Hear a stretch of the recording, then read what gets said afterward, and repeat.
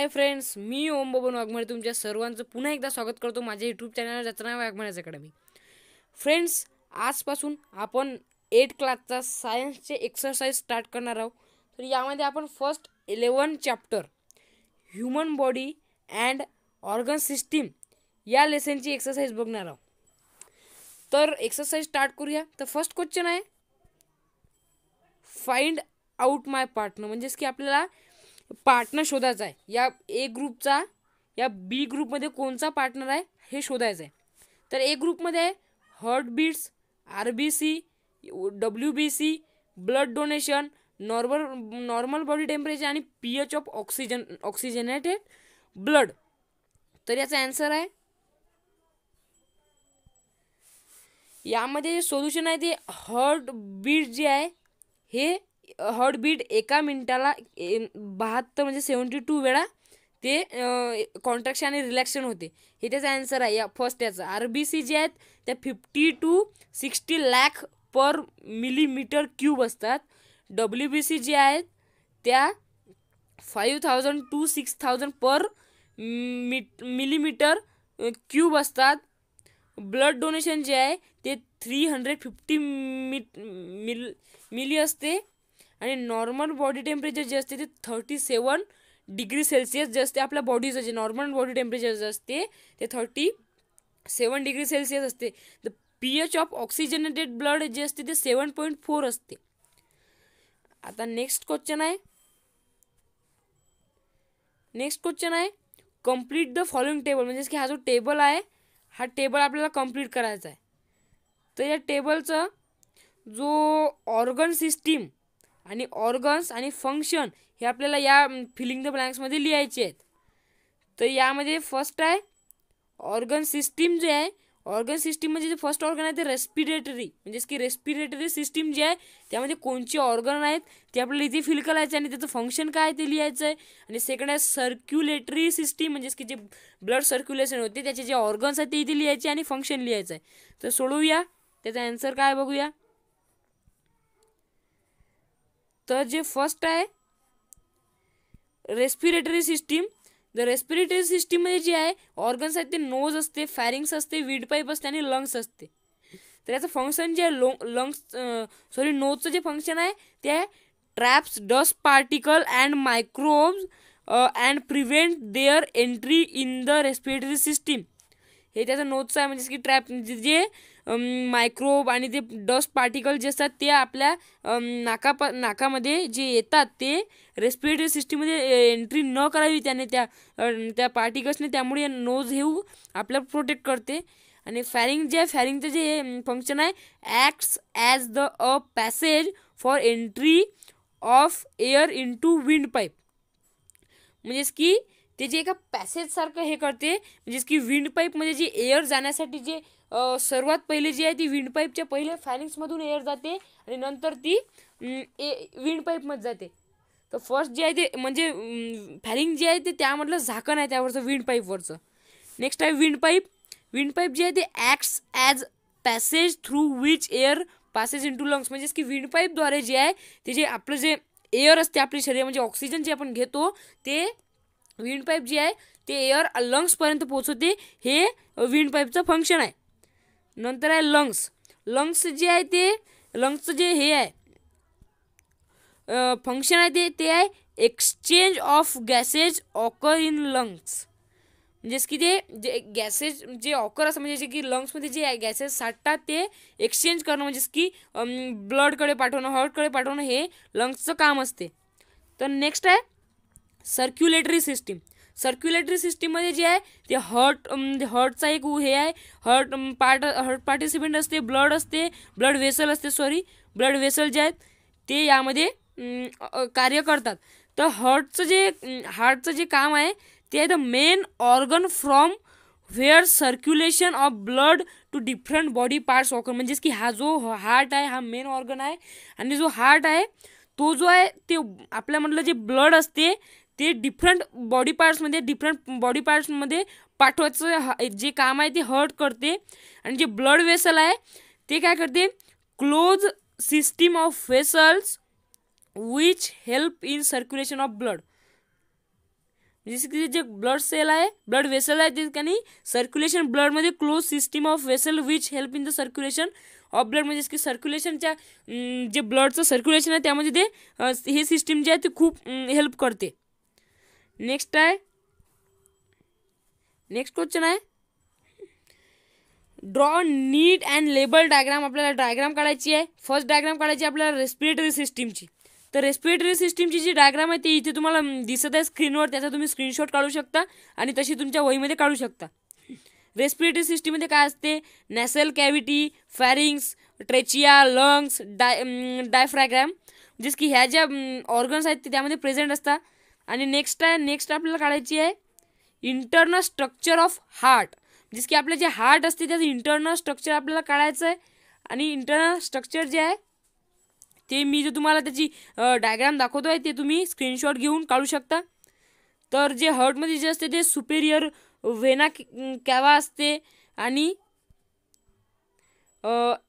ॲर्टा असते, पुल्मेनर आर्टरी असते आणि पुल्मेनर व्हेन असते, लेफ्ट एट्रियम असते, सेमिल्युनर व्हॅल्व असते, लेफ्ट वेंट्रिकल असते, ट्रिक्युस्पिड व्हॅल्यू असते, राईट वेंट्रिकल असते आणि राईट ॲट्रियम असते. तर ह्या ज्या सर्व जे पार्ट आहेत ते हार्टमध्ये असतात. तुम्ही याचे स्क्रीनशॉट काढू शकता आणि त्याचं सोल्युशन लिहू शकता. नेक्स्ट क्वेश्चन आहे एक्सप्लेन विथ रिझन, म्हणजेच की आपल्याला हे जे क्वेश्चन आहेत ते आपल्याला एक्सप्लेन करायचं आहे त्याच्या कारणानुसार. तर फर्स्ट आहे human blood is red colour. Human blood जे आहे ते रेड कलरचं का असते आपल्याला एक्सप्लेन करायचं. त्याचं सोल्युशन आहे human blood is red colour due to the presence of respiratory pigment haemoglobin. म्हणजेच की ह्युमन ब्लड जे असते रेड का असते, कारण की त्यामध्ये जे रेस्पिरेटरी पिगमेंट असते ते त्याचं पिगमेंट काय आहे ते हिमोग्लोबिन जे असते ते आपल्या ब्लडमध्ये आपल्या त्यामध्ये प्रेझेंट असते, त्यामुळे जे आपलं जे ब्लड असते ते रेड कलरचं असते. Haemoglobin is pigment which is red in colour and thus imparts red colour to the blood. म्हणजे हिमोग्लोबिन जे असते हे पिगमेंट जे असते ते रेड कलरचं असते आणि त्यामुळे जे आपल्या ब्लडला जो कलर मिळतो तो असतो तो यामुळे आपल्या ब्लडला रेड कलर मिळतो. तर आपला हा क्वेश्चन सुद्धा सॉल्व्ह झालेला आहे. आता या क्वेश्चन मधलाच नेक्स्ट क्वेश्चन आहे आपल्याला आता हे सांगायचं आहे की याचं रिझन लिहायचं की upward and downward movement of diaphragm occurs consecutively. म्हणजे की जे आपलं जे डायफ्राग्राम असते, डायफ्राग्राम कुठे असते आपल्याला इथे दिसू शकते. आपल्या हे जे आहे हे डायफ्राग्राम असते, डायफ्रागम हे जे आहे हे का नाही त्याचं जे मुवमेंट का होत असते, बिकॉज जेव्हा आपण श्वास घेतो तेव्हा जे आपले हे जे लंग्स असतात हे कॉन्ट्रॅक्शन आणि रिलॅक्शन करतात, त्यामुळे जे यावर ताण यायला नको त्यामुळे हे जे डायफ्राग्राम असते ते लावलेलं असते ते त्यामुळे ते हलते. तर त्याचं सोल्युशन असं आहे diaphragm is a muscular partition which is present between the thoracic cavity abdominal cavity. म्हणजेच की जे डायफ्राग्राम असते ते मस्क्युलर पार्टिशन आहे, म्हणजेच की मसल्सने तयार झालेलं आहे. ते जे आहे ते कुठे प्रेझेंट असते, थोरॅकिक कॅव्हिटीमध्ये असते आणि ॲब्डोमिनल कॅव्हिटीमध्ये प्रेझेंट असते ते. आणि during the process of breathing जेव्हा आपण श्वास घेतो the upward and downward movement of diaphragm occurs stimulusly simultaneously. जे आहे त्याचं जे अपवर्ड अँड डाऊनवर्ड जे मुवमेंट आहे ते घडत असते, कारण की व्हेन वी इनहेल्ड जेव्हा आपण इनहेल करतो काही the ribs rice up will the diaphragm lower down simultaneously causing a decrease in pressure of lungs. म्हणजे की ते जे आहे जेव्हा आपण इनहेल करतो, जेव्हा आपण आपलं जे ऑक्सिजन इनहेल करतो तेव्हा जे आपल्या ज्या लंग्सवर जे आहे ते प्रेशर निर्माण नाही व्हायला हवं, त्यामुळे जे आहे ते जे हे आहे ते अपवर्ड आणि डाऊनवर्ड यामुळे मुवमेंट करते. नंतर आहे this result is moving of air in to lungs through nose. This result in the moving of air in to lungs through nose. जसं की हे जे रिझल्ट आहे, जेव्हा आपलं एअर जे आहे ते लंग्स नोजकडून जे लंग्सकडे येते, जे याचं जे त्यामुळे जे जेव्हा प्रेशर होते त्यामुळे जे हे होते. नेक्स्ट आहे म्हणजे ते टू अपवर्ड अँड डाऊनवर्ड डायरेक्शनमध्ये हे मुवमेंट करते. As the ribs return to their original position, म्हणजेच की जे रिब्स असतात ते त्यांच्या ओरिजिनल पोझिशनमध्ये येतात. Diaphragm rises up leading to the increase in pressure inside the lungs, म्हणजेच की लंग्समध्ये जे प्रेशर निर्माण म्हणजे प्रेशर येते त्यामुळे ते प्रेशर कंट्रोल करण्यासाठी जे डायफ्रॅग्राम असते ते अपवर्ड अँड डाऊनवर्ड हे करते, म्हणजे मुवमेंट करते. तर this result in moving of the air outside the nose, म्हणजे की जे त्या एअरमुळे घडते हे प्रेशर. नेक्स्ट क्वेश्चन आहे, त्यामधला सब क्वेश्चन आहे, blood donation is considered to be superior of all donation, म्हणजेच की जे ब्लड डोनेशन जे असते ते सर्वात मोठं दान मानलं जाते. ते का? तर याचा आन्सर आहे blood donation is consider Superior of all donation because it is can save someone life, म्हणजेच की जे ब्लड डोनेशन जे आहे ते सर्वात मोठं दान मानतात, कारण की ते जे आहे ते एखादी लाईफ सेव्ह करते. Most of the lives are lost due to blood loss during surgeries, accident or cases where regularly blood transfusion is required, म्हणजे की जे मोस्ट ऑफ जे व्यक्ती आहेत ते दगावतात, कारण की ते ब्लडच्या कमतरतेमुळे जेव्हा सर्जरी होते, ॲक्सिडेंट होतात, किंवा आणखीन जे ब्लड ज्यामधून ब्लड स्त्राव होतो, म्हणजेच की रक्तस्त्राव होतो, त्यामधून जे ज्या ह्या केसेस असतात त्यामुळे ते व्यक्ती दगावतात. तर यामुळे जे ब्लड जे उपयोगी असते ते ब्लड आपण डोनेट करतो आपलं आणि त्या व्यक्तींना वाचवतो. त्यामुळे जे ब्लड आहे ते व्हेरी सुपेरियर आहे, म्हणजेच की खूप सुपेरियर डोनेशन आहे, ते सर्वात मोठं दान मानलं जाते. These lives can be saved if adequate amount of blood is available, म्हणजेच की ते जे तो जो ज्याला रक्त पाहिजे तो व्यक्ती तेव्हाच वाचेल जेव्हा त्याला त्याच्या जसं त्याला सूट होईल तसं रक्त, म्हणजेच की त्याचं जर ओ निगेटिव्ह असेल तर ओ निगेटिव्ह, म्हणजे AB+, तर तसं त्याला त्याचं रक्त त्याला पाहिजे ते अवेलेबल असलं तो वाचेल. जेव्हा आपण रक्त देतो तेव्हा तो व्यक्ती वाचू शकतो. त्यामुळे हे असं याचं जे ॲन्सर आहे ते असं आहे. तर नेक्स्ट आहे, person with O blood group is consider as universal donor, म्हणजेच की जे ब्लड ग्रुपचे जे पर्सन असतात ते जे आहेत ते युनिव्हर्सल डोनर मानतात, कारण की युनिव्हर्सल म्हणजेच की संपूर्ण कोणत्याही ते ब्लड ग्रुपच्या व्यक्तीला ते ओ ग्रुपचे जे हे आहेत ते ब्लड हे करू शकतात. त्याचं जे आन्सर आहे ते असं आहे, person with O blood group is considered as universal donor because such as individual can donate blood to person having any other blood group, म्हणजेच की जे आहे हा जो ओ नेगेटिव्ह किंवा O+ हे जे डोनर असतात ते कोणत्या पण ग्रुपच्या पर्सनला ब्लड डोनेट करू शकतात. त्यामुळे जे ओ जो ब्लड ग्रुप आहे ते युनिव्हर्सल डोनर असते. तर नेक्स्ट क्वेश्चन आहे, food must have limited amount of salt, म्हणजेच की फूडमध्ये जे आहे ते लिमिटेड अमाऊंट ऑफ सॉल्ट का आपण खाल्ली पाहिजे. याचा आन्सर आहे, food must have limited amount of salt as we require limited amount of days in our body, म्हणजेच की आपल्याला जे सॉल्ट आहे मीठ आहे ते कमी आपल्या बॉडीच्या आपण फूडमध्ये यासाठी आपल्या प्रमाणात टाकतो, कारण की जेवढा आपल्या बॉडीला ते रिक्वायर आहे मीठ तेवढ्या प्रमाणात आपण आपल्या फूडमध्ये ते मीठ टाकतो. Excessive salt in food can lead to accumulation of water in different part of the body such as arm, leg, म्हणजेच की जे यामुळे आपल्या ज्या आर्म्स लेग्स असतात त्यामुळे जे पाण्याचं जे हे एक्सेसिव्ह सॉल्टमुळे जे पाण्याचं ॲक्युमुलेशन होते ते डिफरंट पार्ट्सला आपल्याला यामुळे हार्म होऊ शकते. तर त्यामुळे आपण ते जास्त मीठ खात नाही. अँड लीड टू एडेमा, म्हणजेच की एडेमाला ते हार्म करू शकते. Too much salt leads to increase the blood pressure as well, म्हणजेच की हे जे मिठाचा जो सर्वात मोठा परिणाम होतो तो म्हणजेच की जर जास्त मीठ खाल्लं की आपलं जो ब्लड प्रेशर आहे ते इन्क्रीज होण्याची शक्यता असते. त्यामुळे आपण जे मीठ खातो ते प्रमाणात खातो, आपल्या बॉडीला जेवढं पाहिजे तेवढ्या प्रमाणात खातो. नेक्स्ट क्वेश्चन आहे, आता जो क्वेश्चन आहे तो आहे, answer the following question in your on word. आपल्या शब्दामध्ये या क्वेश्चनचे आन्सर द्यायचे आहेत.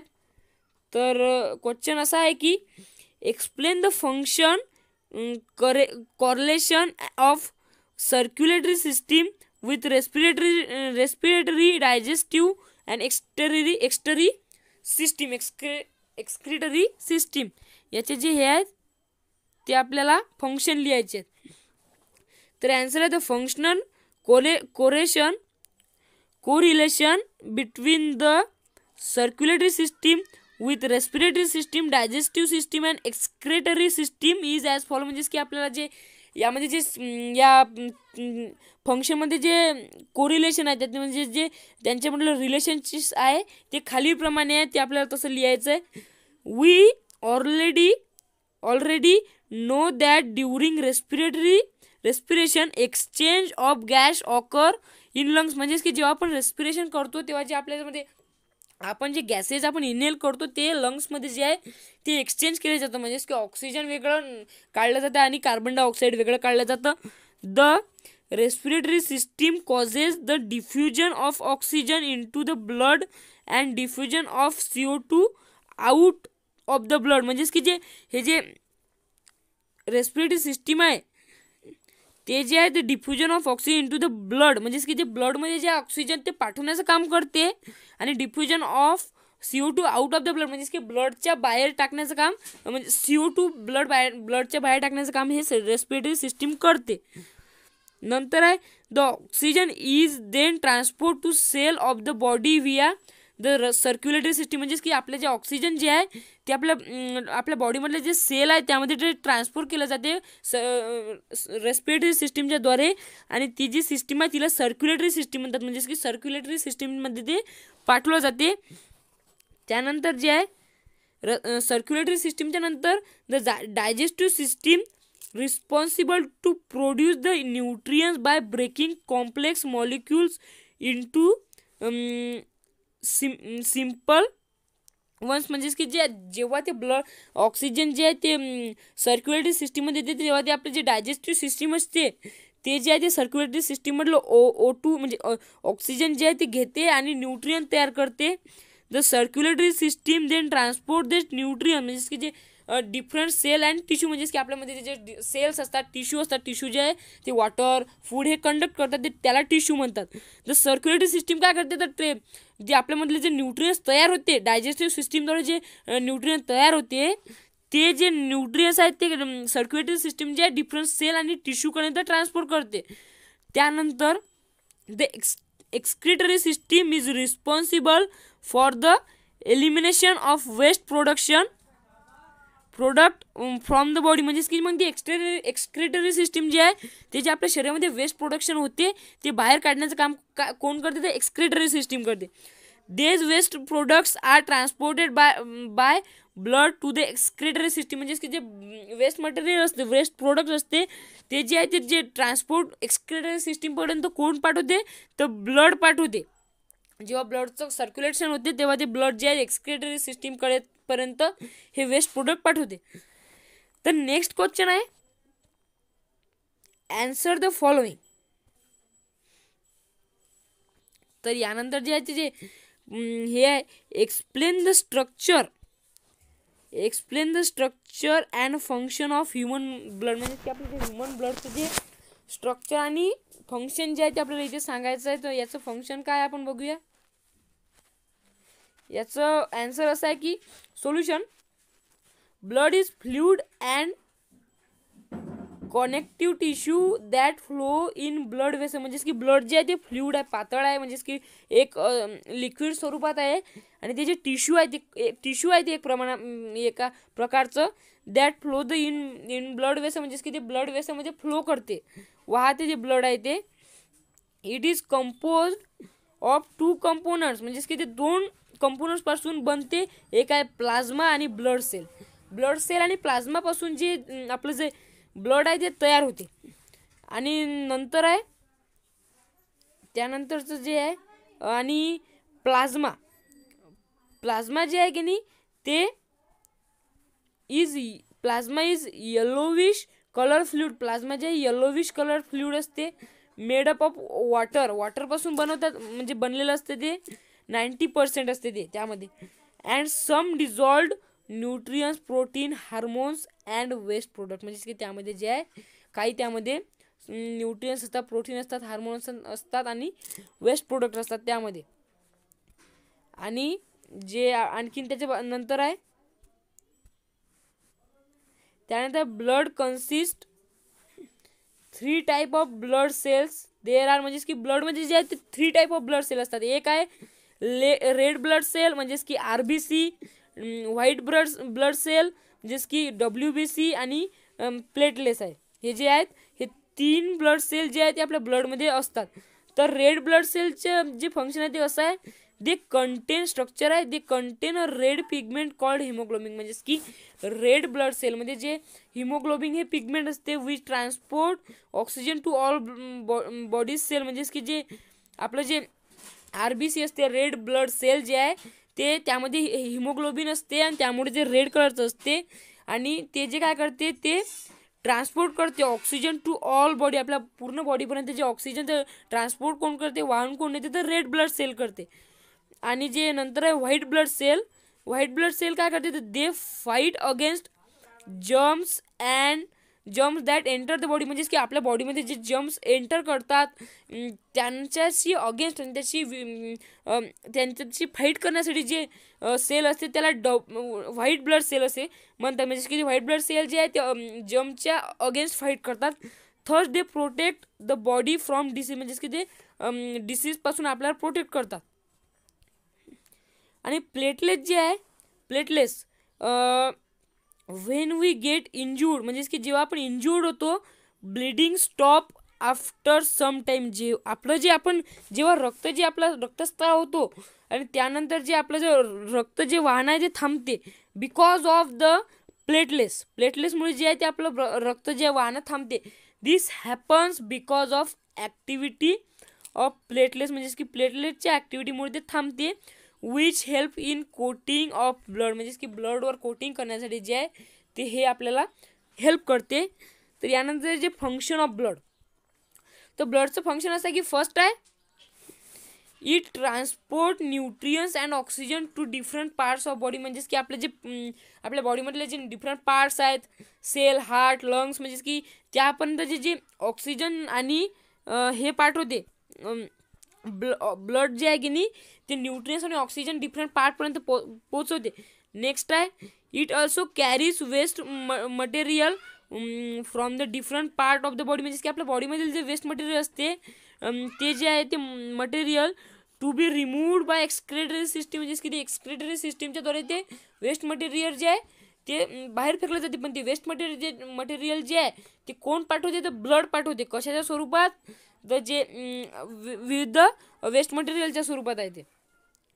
नेक्स्ट आहे chemical messengers like hormones and transported by blood, म्हणजे की केमिकल मेसेंजर असते ते हार्मोन जे आहे ते ट्रान्सपोर्टेड म्हणजे की त्याचं ट्रान्सपोर्टेशन कोणामुळे होते, ब्लडमुळे होते, ब्लड करते त्याचं ट्रान्सपोर्टेशन.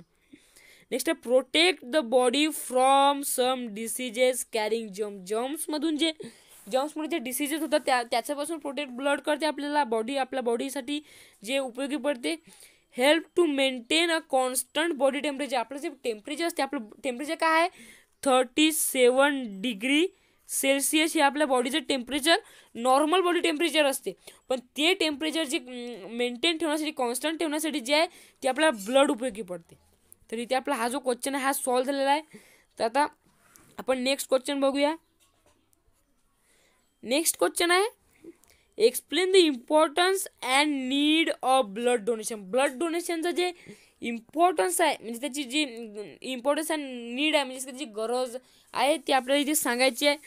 तर solution, blood donation is one of the biggest donation in the universal towards their society, म्हणजे की जे पूर्ण समाजामध्ये जे युनिव्हर्समध्ये जे सर्वात मोठं जे दान आहे ते कोणचं आहे, तर ब्लड डोनेशन आहे. कारण की ब्लड डोनेशनमुळे आपण एखाद्या व्यक्तीचे जीवन वाचवू शकतो. Blood loss occur under circumstance of accident, during surgeries, or in case of diseases which require blood transfusion. म्हणजे की जेव्हा आपली जी सर्जरी होते किंवा ॲक्सिडेंट होते, जेव्हा जे आपला रक्तस्राव होतो किंवा एखाद्या डिसीजमुळे आपल्याला जर ब्लडची रिक्वायर लागली, ट्रान्सफ्युजन लागलं म्हणजे ब्लडची रिक्वायर लागली, तेव्हा जे आपण ब्लड डोनेशन करतो तेव्हा त्यामुळे आपल्या एखाद्या व्यक्तीचं प्राण वाचू शकतो. त्यामुळे जे ब्लड डोनेशन ते खूप त्याची नीड आहे, ते इम्पॉर्टंट आहे. त्यानंतर adequate amount of available blood can save many life. म्हणजेच की जर एखाद्याचा व्यक्तीला जर ब्लड लागेल आणि जर आपण तेव्हा त्याला ब्लड दिलं तर त्या व्यक्तीची आपण लाईफ वाचवू शकतो. It does not harm of effect the body of donor and the amount of blood which is donated is recovered within 24 hours. म्हणजेच की ते जेव्हा आपण एखाद्या व्यक्तीला जे रक्तदान करतो तेव्हा आपल्या बॉडीला काहीच हार्म होत नाही. आणि त्यानंतर जे आपण जेव्हा एखाद्या व्यक्तीला डोनरला देतो रक्त, त्यानंतर जे आपलं 24 hours आपलं ते रक्त आपल्याला म्हणजे आपल्या ऑर्गनमध्ये काहीतरी सिस्टीममुळे ते आपल्याला वापस क्रिएट होतं. आणि त्यानंतर आहे the donate blood can be stored and used as when the required arises. म्हणजेच की जे डोनेट ब्लड जे असते ब्लड बँकमध्ये जे स्टोअर केलं जातं आणि ते जेव्हा गरजेनुसार ते एखाद्या पेशंटला दिलं जातं. नेक्स्ट आहे एक्सप्लेन द डिफरन्स. म्हणजेच की आपल्याला यामध्ये डिफरन्स सांगायचा आहे. तर डिफरन्स फर्स्ट यामध्ये सांगायचं की आर्टरीज आणि वेन. आर्टरीज आणि वेन यामध्ये आपल्याला डिफरन्स सांगायचा आहे. तर आर्टरीज आणि व्हेनमध्ये असा डिफरन्स आहे की फर्स्ट आहे arteries carries blood towards organ and away from heart. म्हणजेच की आपल्या हार्टपासून ते एखाद्या बाकीच्या ऑर्गनपर्यंत जे हे ब्लड पोहोचवण्याचं काम करते ते आर्टरी करते. Carries blood towards heart and away from organ. म्हणजेच की ऑर्गनकडून हार्टपर्यंत पोहोचवण्याचं काम जे आहे ते जे आहे ते व्हेन्स करते, ब्लड पोहोचवण्याचं काम. Carries fully oxygenated blood. म्हणजेच की जे आर्टरीज आहे ते पूर्ण ऑक्सिजनेटेड ब्लड त्याच्यामध्ये असते. आणि carries deoxygenated blood and CO2 enriched blood. म्हणजेच की ते डिऑक्सिजनेटेड ब्लड आणि CO2चं ब्लड ते व्हेन्समध्ये असते. Blood flow with high pressure and jugs. हे आहे blood flow with low pressure and smoothly. म्हणजेच की यामध्ये हे जे ब्लड आहे ते हाय प्रेशरनी फ्लो होते आर्टरीजमध्ये आणि जग्स होते. अँड जे आहे यामध्ये जे आहे blood flow with low pressure. म्हणजेच की व्हेनमध्ये जे आहे ते व्हेन्समध्ये जे आहे ते ब्लड लो प्रेशरनी वाहते आणि ते स्मूथली वाहते. हे याचे डिफरन्स आहे. नेक्स्ट डिफरन्स आहे हॅव नो व्हॅल्व्स नसते त्यामध्ये. Have valves to prevent backflow of blood. त्यामध्ये व्हॅल्व्स असते बॅकफ्लो ऑफ ब्लडचं प्रोटेक्ट करण्यासाठी, प्रिव्हेंट करण्यासाठी. त्यानंतर वॉल्स आर इलॅस्टिक. म्हणजेच की त्याचे वॉल्स असतात ते इलॅस्टिकली असतात. वॉल्स आर नॉन इलॅस्टिक, त्याला नॉन इलॅस्टिक वॉल असतात. त्यानंतर आहे आर डीपली प्लेस्ड. म्हणजेच की डीपली प्लेस्ड असतात. आर सुपरफिशियल असतं यामध्ये. Branched and decrease in size. म्हणजेच की त्याचे ब्रांच असतात त्याच्या आर्टरीज ज्या असतात अशा. समजा मी एक तुम्हाला डायग्राम करून दाखवतो. तर इथे मी समजा ही आर्टरी आहे, त्याचे विविध ब्रांच असतात अशा. त्या ज्या आहेत त्या विविध ऑर्गनपर्यंत हे जे ब्लड आहेत ते पोचवण्याचं काम काय करतात आर्टरीज करतात. त्याच्या ब्रांच करतात. आणि डिक्रीज इन साईज त्याच्या ज्या आहेत त्याच्या साईजमध्ये त्या वाढत जातात. डिक्रीज होत नाहीत, वाढतात. तर त्यानंतर United and increase in size. म्हणजेच की त्याचे जे युनायटेड असतात, एकच सिंगल असते त्याची असती, तर ते युनायटेड आणि सिंगल इन्क्रीज इन साईज. म्हणजेच की ते इन्क्रीज होतात. आणि जे हे आर्टरीज आहे ना, ही इन्क्रीज नाही होत तर ही डिक्रीज होते. त्याची साईज डिक्रीज होते. आणि याची units and increase in size. म्हणजे त्याची साईज इन्क्रीज होते. नेक्स्ट आहे कॅन कॉन्स्ट्रिक्ट अँड डायलेट. म्हणजेच की ते कॅन कॉन्स्ट्रिक्ट अँड डायलेट असते. डायल्यूट म्हणजे हे असते कॅनॉट कॉन्स्ट्रिक्ट असते, ते कॉन्स्ट्रिक्ट नसते. Have thick and muscular walls. म्हणजेच की ते थिक असते ते आणि त्याला मस्क्युलर वॉल्स असतात. आणि नंतर जाय have thin and less muscular wall. म्हणजेच की हे जे व्हेन्स असतात ते थिन असतात आणि त्याला मस्क्युलर वॉल नसते. आणि 10 आहे स्मॉलेस्ट आर्टरी इज कॉल्ड आर्टेरिओल. म्हणजे की जी स्मॉलेस्ट आर्टरी असते सर्वात लहान तिला आर्टेरिओल असे म्हणतात. स्मॉलेस्ट व्हेन जी असते तिला व्हेन्युअल्स असे म्हणतात. तर हे तुम्ही ध्यानात ठेवा, हे उपयोगी पडते. नेक्स्ट क्वेश्चन आहे जे आहे आपल्याला आता डिफरन्स सांगायचा आहे ते आहे एक्सटर्नल अँड इंटरनल रेस्पिरेशन. म्हणजेच की एक्सटर्नल आणि इंटरनल रेस्पिरेशन मध्ये आपल्याला डिफरन्स सांगायचा आहे. तर एक्सटर्नल रेस्पिरेशन जे असं आहे it occurs between the body and external environment. म्हणजेच की आपली जी बॉडी आहे बाहेरील ऑर्गन आणि ते एन्व्हायरमेंटमध्ये ऑकर होते. It occurs at cellular level. म्हणजेच की हे जे आहे हे सेल्युलर लेवल म्हणजेच की आतील म्हणजे आपल्या आतमध्ये जे सेल आहेत त्यामध्ये ते रेस्पिरेशन होते. आणि हे जे आपल्या बाहेरील ऑर्गन बाह्य ऑर्गनमुळे होते. नंतर आहे इट इज मेकॅनिकल प्रोसेस. याची मेकॅनिकल प्रोसेस असते. म्हणजेच की कसं जेव्हा आपण नोजमध्ये घेतो नोज नंतर ते फॅनिक्स नंतर विंड पाईप नंतर लंग्स नंतर ते जे आहे ते हार्टपर्यंत म्हणजे मग ते त्याची चालू असते त्याची मग ते त्याची एनर्जी त्याची न्यूट्रियन्स तयार होतात असे त्याची हे असते. आणि it is a chemical process. हे जे आहे हे मेकॅनिकल असते आणि हे केमिकल असते. हे जे आहे हे केमिकलच्या स्वरूपात. म्हणजेच की त्याच्यानंतर जे आहे जेव्हा ते आपल्या ब्लडमध्ये जाते ब्लडमध्ये O2 जे असतं ऑक्सिजन ते मिक्स होते आणि मग त्यामध्ये न्यूट्रियन्स तयार होतात. त्याची जी केमिकल प्रोसेस असते it can be both voluntary and इनव्हॉलंटरी action. म्हणजेच की हे जे आहे यामध्ये जे आपण ह्या ज्या ॲक्शन होतात या रेस्पिरेशनमध्ये त्या व्हॉलंटरी म्हणजेच की ऐच्छिक आणि अनैच्छिक असतात. म्हणजेच की आपल्या इच्छेनुसार होऊ शकतात आणि आपल्या इच्छेनुसार नाही होऊ शकत. दोन्ही बनवू शकते. It is इनव्हॉलंटरी action. म्हणजेच की इनव्हॉलंटरी आहे कारण की आपण आपल्या शरीरामध्ये जेव्हा आपण ऑक्सिजन घेतो तेव्हा आपण काही असं ते थांबू शकत नाही की त्याचं ब्लडपर्यंत पोहोचवणे आणि लंग्सपर्यंत पोहोचवण्यासाठी आपण थांबू शकत नाही. पण इथे जे आपण श्वास घेणं थांबू शकतो. हे जे आहे हे इनव्हॉलंटरी आणि व्हॉलंटरी दोन्ही पण आहे. नेक्स्ट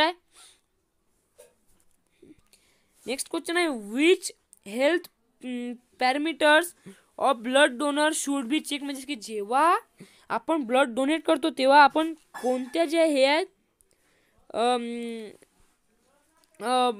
आपल्या ज्या पॅरामीटर्स आहेत म्हणजे की काय चेक करायला हवं ते आपल्याला इथे बघायचं आहे. Solution the following parameters of blood donors have to be checked prior blood donate करताना आपल्याला हे जे असं आपल्या जे ह्या खालचे जे हे आहेत ते चेक करायला लागतात. फर्स्ट आहे एज. म्हणजे की डोनरची एज काय आहे बा हे आपल्याला चेक करावं लागतं. There is a set age before which and after which donation can be donor or respectively. म्हणजे की जे त्याची एज ठरवलेली असते ते डोनरची देण्याची आणि त्याची जी असते ती एज ठरवलेली असते आणि वेट पण ठरवलेलं असते. त्याचं वेटनुसार आपल्याला द्यावं लागतं. Weight is individual is also important factor as underweight individual are not allowed to donate. म्हणजे की ज्यांचं वजन कमी असतं ते ब्लड डोनेट करू शकत नाही कारण की त्यांच्या शरीरातच पहिले कमी ब्लड असतं कारण की ते म्हणजे त्यांचं वजन कमी असतं त्यांना करता येत नाही. इन अंडरवेट इंडिव्हिज्युअल जे अंडरवेट असतं त्यांचं कमी वेट असते. The likelihood of having a reaction such as dizziness and fainting following donation are higher. म्हणजे की जे जर वजन कमी असल्यास जर केलं तर आपल्याला त्याचे हार्म होऊ शकते. त्यानंतर आहे heart lung and blood disease जे आहेत आपल्याला चेक करावं लागतात. हार्टचा डिसीज आहे का लंग्स आहेत का काय हार्ट लंग आणि ब्लड डिसीज जे आहेत ते आपल्याला चेक करावं लागतात. Donor are inquired about any prior history of heart lung blood disease. म्हणजेच की जे डोनर आहे त्याचं आपल्याला चेक करावं लागतं त्याची काही हिस्ट्री हार्टची लंग्सची आणि ब्लड डिसीज काही त्याला आहे का नाही त्याला चेक करावं लागतं. नंतर त्याला ब्लड द्यावं लागेल. त्यानंतर जे आहे peoples with heart disease heart valve condition irregular heartbeat disease of blood vessels in brain heart failure and certain lung condition may be excluded from blood donation. Certain blood disease such म्हणजेच की जे आहे त्याला check करावं लागतात की त्याला blood pressure आहे का बा किंवा त्याला हार्टबीट त्याच्या इरेग्युलर आहे का त्याच्या कंडिशन त्याचे हार्ट डिसीज आहे का बा त्याला ते सर्व बघावं लागतं तेव्हाच त्याला डोनेट करावं लागतात blood. certain blood disease such as iron deficiency anemia or chronic leukemia may also lead to exclusion. जसं की त्याला ते जर चेक नाही केलं तर त्या ज्या या आपला जो रिसिव्हर आहे ते ब्लड घेतात त्याला असे आजार होऊ शकतात, विविध आजार. त्यानंतर जे आहे ते अदर मेडिकल कंडिशन चेक करावं लागतात त्या डोनरला. Any other medical condition such as diabetes, hypertension, fever. त्याला जे आहे ते फिवर ताप आहे का बा, डायबिटीज आहे का म्हणजे मधुमेह आहे का, हायपरटेन्शन, त्याला ब्लड प्रेशर आहे का, हे त्याला चेक करावं लागतात. त्यानंतर त्याला ब्लड जे आहे डोनेशन करावं लागतात. Are also checked before blood डोनेशनच्या आधी जे सर्व जे आहेत त्याला त्याच्यात चेकिंग करायला लागते.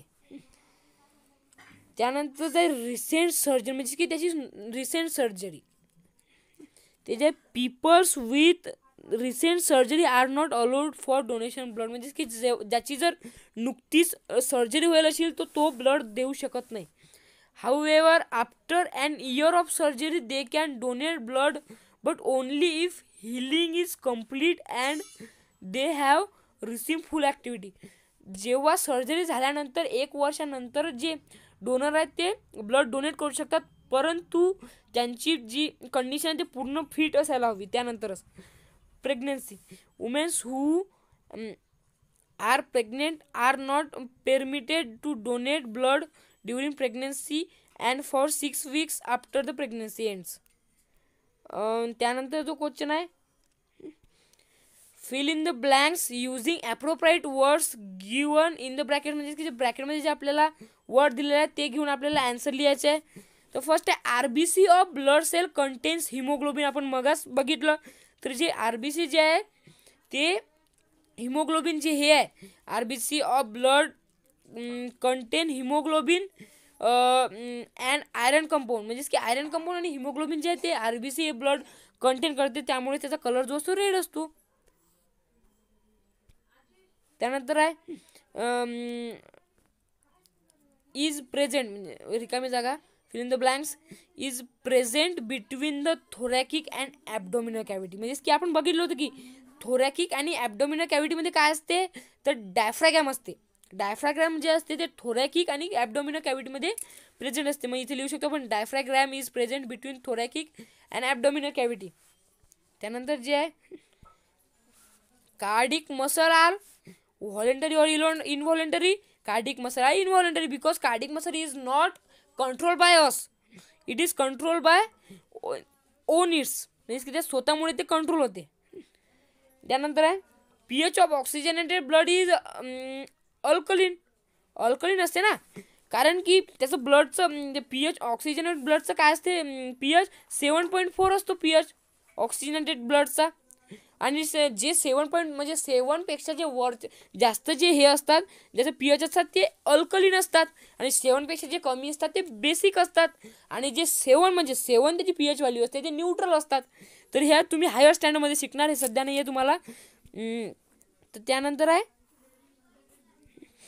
Production of RBC occur in red bone marrow. म्हणजेच की आपल्यामध्ये बोन मॅरो असतो आपल्या बोन्समध्ये, आपले बोन्स म्हणजेच की आपल्या बोनमध्ये जे बोन मॅरो असतात ते रेड बोन मॅरो असतात. ते जे आरबीसी जे आहेत ते आरबीसीचं प्रोडक्शन कुठे होते तर रेड बोन मॅरोमध्ये. इथं रेड बोन मॅरो लिहावं लागेल आपल्याला. त्यानंतर जे आहे आपल्याला काय करायचं आहे तर फाइंड ऑड मॅन आउट. आपल्याला ऑड मॅन आउट फाइंड करायचं आहे. तर इथे आपण बघू शकतो की फर्स्ट क्वेश्चन आहे AOKABB. तर यावरून आपल्या असं लक्षात येते की के जे आहे हे ब्लड ग्रुप नाही आहे, तर ए ब्लड ग्रुप आहे, ओ ब्लड ग्रुप आहे, AB ब्लड ग्रुप आहे आणि बी पण ब्लड ग्रुप आहे. तर इथे आन्सर असंच लिहू आपण solution. K is odd man out because it is an inorganic iron will rest of the 4R type of blood group. म्हणजेच की जे के जे आहे हे इनऑर्गॅनिक जे आहे ते आयर्न आहे. म्हणजेच की के मीन्स काय पोटॅशियम, के प्लस म्हणजेच की पोटॅशियम जे आहे ते हे जे आहे ते एक आयर्न आहे. जस की आणि हे जे उरलेले बाकीचे 4 आहेत ते ब्लड ग्रुप्स आहे, त्यामुळे जे के आहे ते ऑड मॅन आउट आहे. त्यानंतर आहे blood plasma, platelets, blood transfusion आणि ब्लड कॉर्प्युस्कल्स. त्यानंतर जे आहे त्याचं ते ऑड मॅन आउट आहे ते जे आहे blood transfusion. is blood transfusion is odd one out because it is a technique for transferring of blood from donor to recipient. म्हणजे की जे हे जे ब्लड ट्रान्सफ्युजन आहे ते जे एक टेक्निक आहे ब्लड म्हणजे डोनर टू रिपिएंट पर्यंत जे ब्लड पोहोचण्याचं जे आहे हे एक टेक्निक आहे. Rest of the 3 are components of ब्लडचे कंपोनेंट्स आहेत. बाकीचे जे सर्व आहेत ते ब्लडमधील कंपोनेंट्स आहेत. नेक्स्ट आहे ट्रॅचिया, एल्वेओली, डायफ्रॅग्रॅम आणि कॅपिलरीज. म्हणजे आता आपल्याला यामधील काय capillaries are the odd one out because they are a part of circulatory system while rest are 3 are a part of respiratory system. बरोबर आहे ना. कारण की जे कॅपिलरीज आहे ते याचं हे आहे सर्क्युलेटरी सिस्टीमचा आहे. म्हणजे सर्क्युलेटरी सिस्टीमचा भाग आहे हे कॅपिलरी जे सर्क्युलेटरी सिस्टीमचा भाग आहे. आणि जे बाकी जे ऑल आहेत हे जे आहे रेस्पिरेटरी सिस्टीमचा ट्रॅचिया, एओली, डायफ्रॅग्राम जे आहेत ते रेस्पिरेटरी सिस्टीमचा भाग आहे. नेक्स्ट आहे न्यूट्रोफिल्स, ग्लोब्युलिन्स, अल्ब्युमिन्स आणि प्रोथ्रोम्बिन. यामध्ये जे आहे ते neutrophil are odd one out because they are type of blood cell. म्हणजेच की हे जे न्यूट्रोफिल आहे हे ब्लड सेल आहे. Rest of the 3 are component of plasma. म्हणजेच की जे बाकीचे सर्व आहेत ते प्लाझ्माचे एक कंपोनेंट आहे. त्यानंतरचा जो क्वेश्चन आहे तो क्वेश्चन आहे read the paragraph and identify the diseases. म्हणजेच की आयडेंटिफाय द डिसीजेस जे आहे ते आपल्याला आयडेंटिफाय करायचं. तर पॅराग्राफ काय आहे today her child become 1/2 year old. म्हणजेच की आता तो हर चाइल्ड म्हणजे तिचा जो चाइल्ड आहे तो आता 1/2 yearचा होणार आहे. However that child does not seem to be healthy and happy. ते हेल्दी अँड हॅपी नाही आहे. त्यानंतर it was continuously crying and gradually become weak. म्हणजेच की ते कंटिन्युअसली रडतं आणि ते वीक आहे थोडंसं. जसं याचा पॅराग्राफचा अर्थ it has shortness of breath. म्हणजे त्याला ब्रीथ करण्यामध्ये थोडासा त्रास होतो.